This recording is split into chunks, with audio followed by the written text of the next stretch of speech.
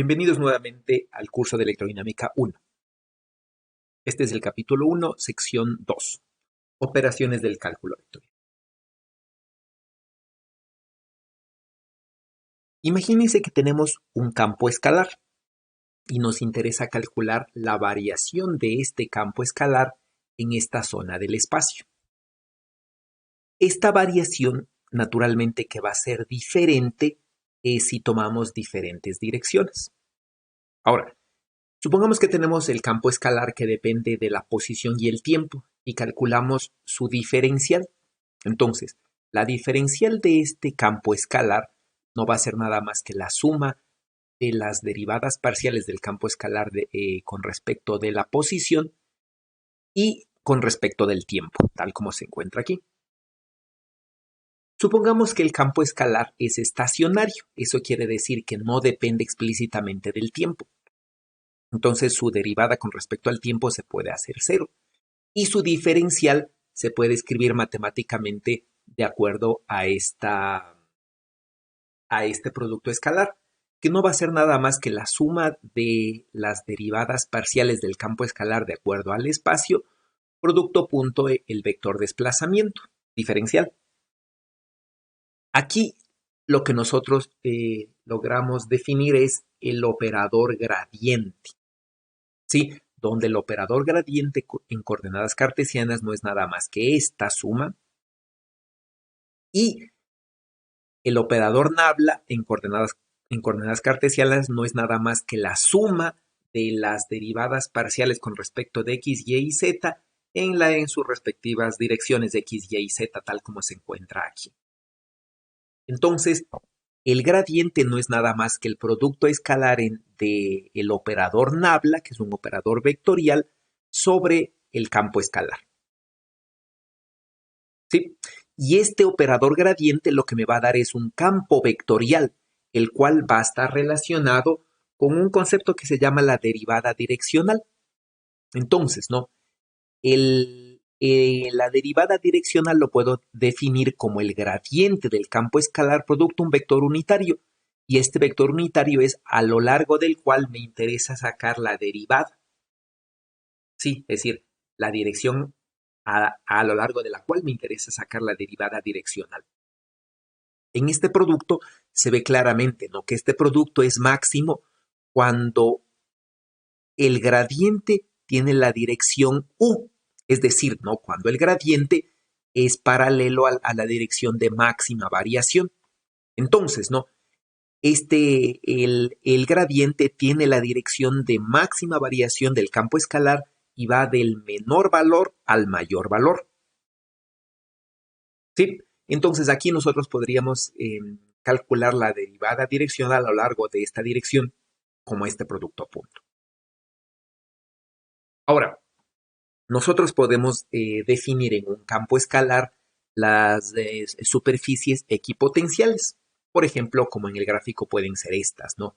Pues estas superficies equipotenciales no son nada más que superficies a lo largo de la cual el campo escalar P, en este caso, por ejemplo, es una constante.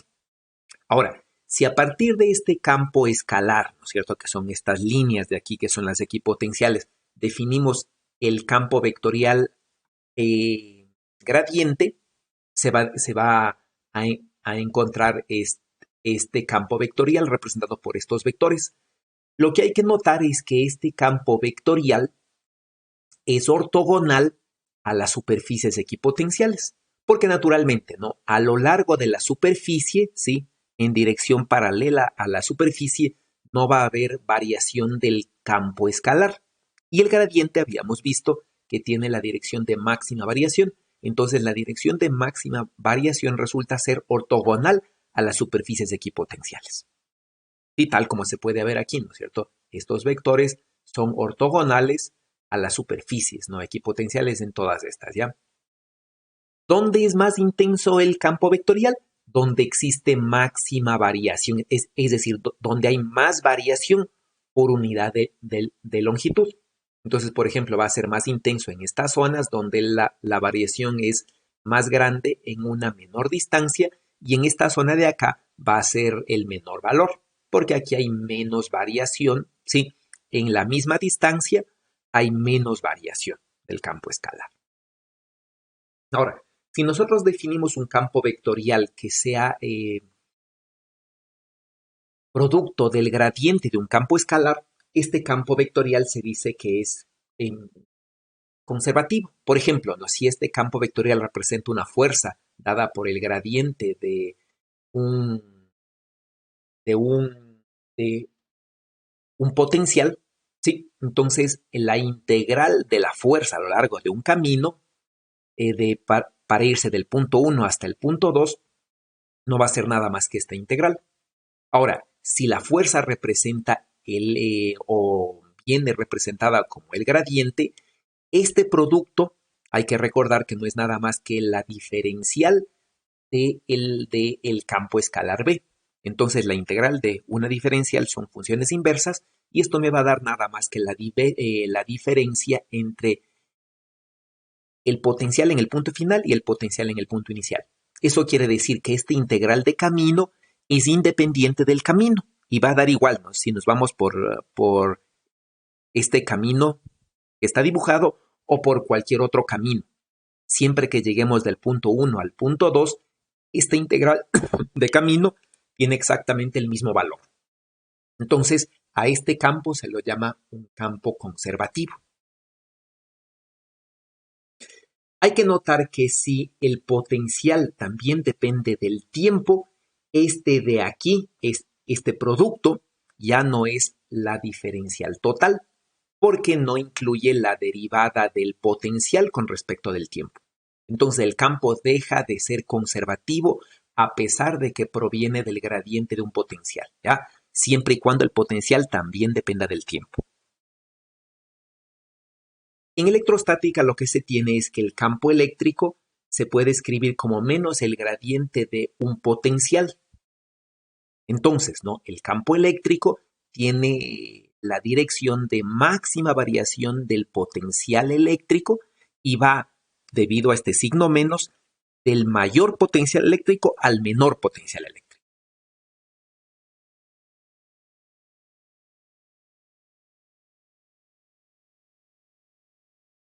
El producto escalar entre el operador nabla y un campo vectorial me da lo que se conoce como la divergencia.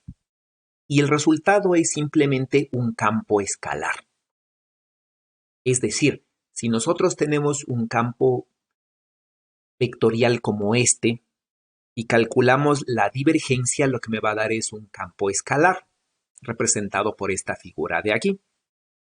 En este campo escalar vamos a notar varias zonas, ¿no? Unas zonas en las que la divergencia es cero, ¿sí? Otras zonas en las que la divergencia es menor que cero y otras en las que la divergencia es mayor que cero.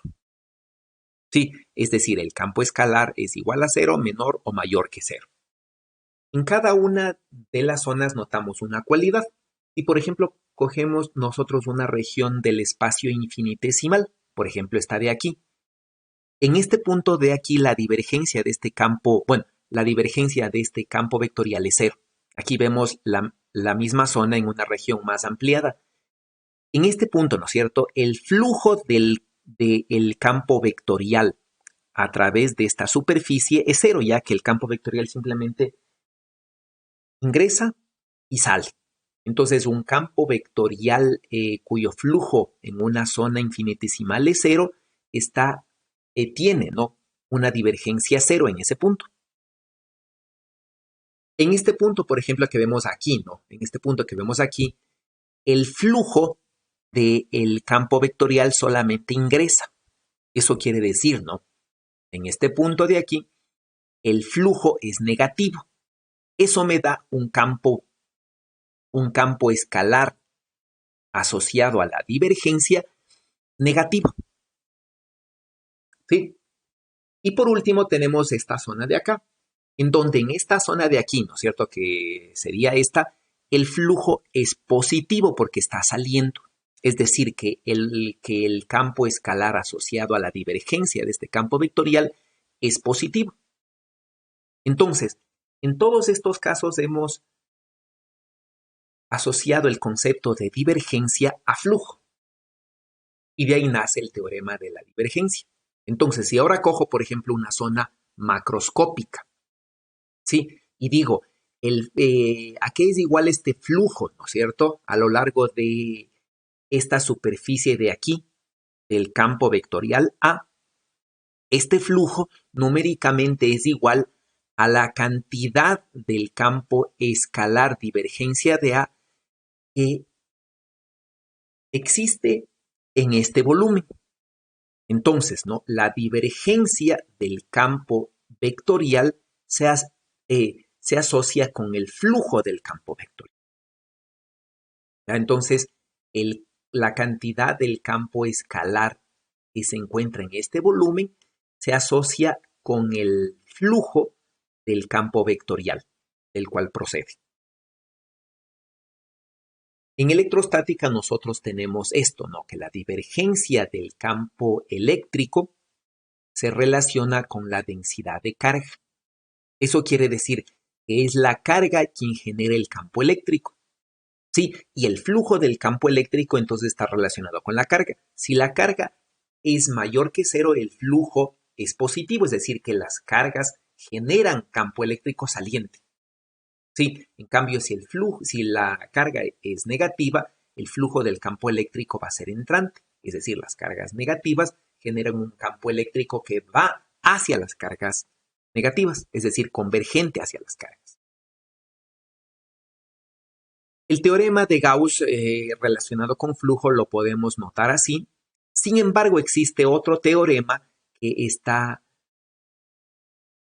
asociado a un campo escalar, el cual nos relaciona esta integral con esta integral de volumen. Aquí nosotros no podemos definir algo semejante a flujo. Muchas gracias por su atención.